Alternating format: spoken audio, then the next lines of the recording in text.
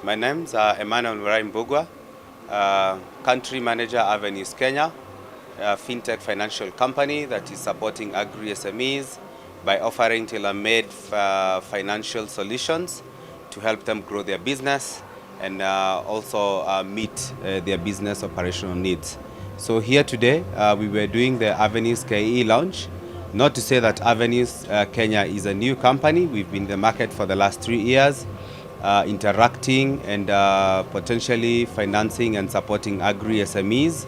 So we've done quite a lot of forums, a lot of workshops, and we financed quite a number of businesses. Our financing solution, we have 3 main products. That is, one is the Agri Credit Line. This is a product that is tailor-made to fit the retail businesses, the small businesses that are supporting the agriculture sector.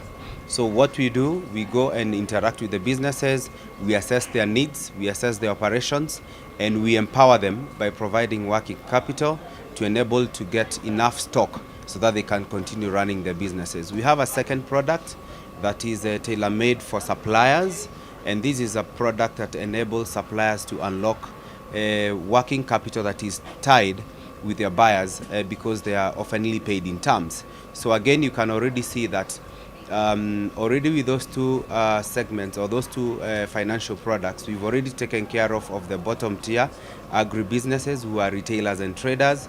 Then we've come into the middle tier where we have suppliers who are buying and selling agriculture produce.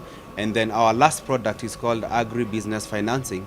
Takes care of the agri-SMEs that are buying produce, that is agriculture produce, oftenly. So we give them business working capital and we enable them to keep buying and of course running their businesses and produce more by paying their suppliers instantly when they make orders. As a financial institution, risk management is critical, is key, and that's the only way you can protect your portfolio.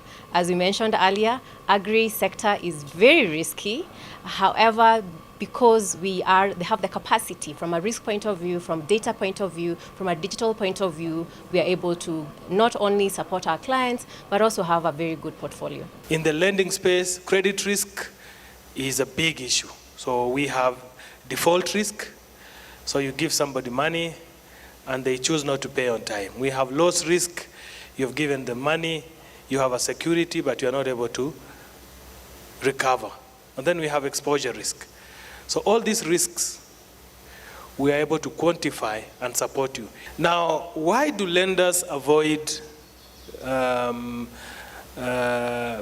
providing lending to agribusiness? So we have the activity itself being a major problem, that lenders are unable to determine whether or not the activity will generate cash flows to repay the loan. And so they stay away out of it because they can't really cover that risk or quantify that risk or do something about it. etc. So we have data points, and we have done this testing, validated. We have done Gini, predictive power of the reports in terms of predicting yield and performance, and it was part of a process of getting approval. So this is a product that has been tested in the market. It is so sad when you look at the data that has been shown here by a number of people, that only 3.4% investment is the one which is going to agriculture. Yet we are talking about 75% of the nation relying on the same agriculture. The challenges sometimes we hear of coffee and all that, issues of cash flow.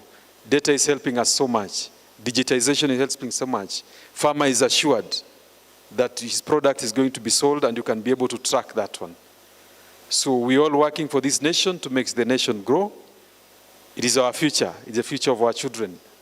So wherever somebody is, let us work through to make sure that agriculture works. So there's a long list of agri-SMEs, you see agri-techs, many companies that have fallen along the way in the last few years, not because they didn't have customers, not because they were mismanaged, but because of the undue financial strain across the value chain of having to buy produce from farmers, of having to service large orders to supermarkets, to large processors for export, where you're paid on your shipping documents.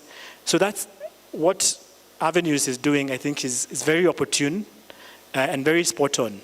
As you've said, less than 4% of the loan book of commercial banks is focused on agriculture, so I think you're coming to play a very big gap. I'll also mention that our PS, Honorable Jonathan Mweke, he convenes a group called the Livestock Transformation Steering Committee. So the Livestock Transformation Steering Committee comprises of different organizations in the private sector and the public sector, where we meet monthly. And this is a case of what I would call private sector-led development. So where we sit with the private sector, we are currently addressing 15 strategic initiatives. And the goal of the Livestock Transformation Steering Committee is to drive investment into the livestock sector. So we've said that agriculture is underinvested in. Now when you look at the whole portfolio of agriculture in Kenya, now even livestock is even more underinvested in. Yet livestock is a big contributor, contributes almost more than half of the agriculture GDP. So we're focusing on those initiatives, and I think we'll be engaging with the Avenews team to see how we can engage with the companies in the livestock steerco to generate mutual benefit.